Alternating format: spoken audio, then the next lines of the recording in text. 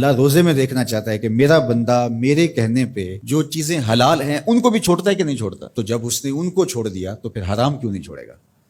اور جس نے روزے میں حرام بھی نہیں چھوڑا، غیبت بھی نہیں چھوڑی، جھوٹ بھی نہیں چھوڑا، لوگوں کو اذیت دینا بھی نہیں چھوڑا، تلخ رویے بھی ترک نہیں کیے، گالی گلوچ سب و شتم کا مزاج بھی ترک نہیں کیا، لوگوں سے رشوت لینا اور لوگوں کو اذیت دینا بھی ترک نہیں کیا، تو پھر وہ بھوک کاٹ رہا ہے. وہ اللہ کے حکم کی تعمیل نہیں کر رہا ہے، وہ تو کہہ رہا ہے کہ میں تمہارا امتحان لینا چاہتا ہوں، تم حلال بھی چھوڑو گے اور یہ حرام بھی چھوڑنے کے لیے تیار نہیں ہے.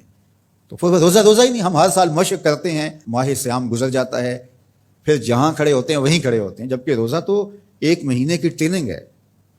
1 مہینے کی ٹریننگ کے بعد ہمارے عیب جھڑ جانے چاہیے، ہمارے گناہ دھل جانے چاہیے، ہمارے اندر کو تقوی کے نور سے مالا مال ہو جانا چاہیے. لیکن ہم نے مشق کی نہیں، ہم کام چور رہے. تو پھر نتیجہ کیا ہوا کہ جہاں کھڑے تھے وہیں رہے. روزے کا مقصد اتقاء کو پیدا کرنا ہے، اور ہر وہ کام جو اللہ کی ناراضگی کا ذریعہ ہے اس کو ترک کرنے کا نام تقویٰ ہے.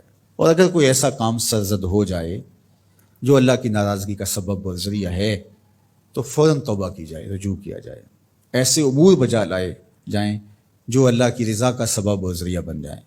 حضور نے ارشاد فرمایا، حضرت معاذ بن جبل رضی اللہ تعالی عنہ سے مروی ہے، اتق اللہ حیث ما کنت، تو جہاں بھی رہے اللہ سے ڈرتا رہے، خلوت میں ہو، جلوت میں ہو، گھر میں ہو، مسجد میں ہو، بازار میں ہو، تنہائی میں ہو، ہجوم میں ہو، جہاں بھی تو رہے اللہ سے ڈرتا رہے.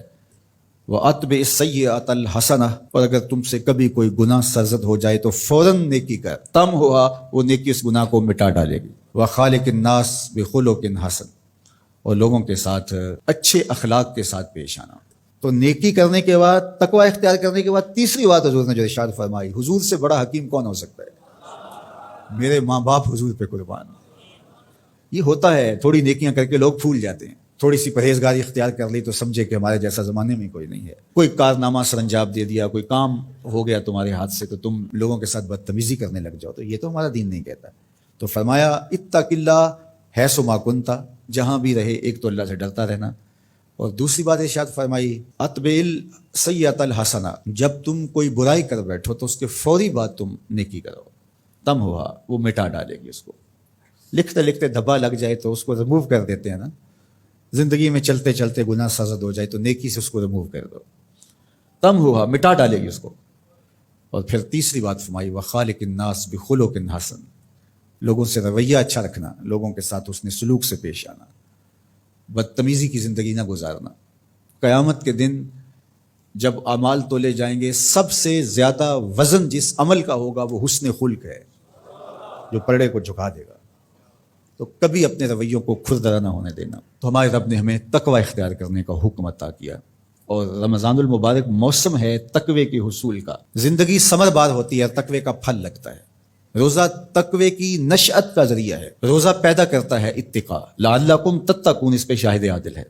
تو اس لیے مجھے اور آپ کو جائزہ لینا پڑے گا کہ ان دنوں کے اندر ہمارے اندر کوئی تقوی پیدا ہوا ہے یا نہیں ہوا.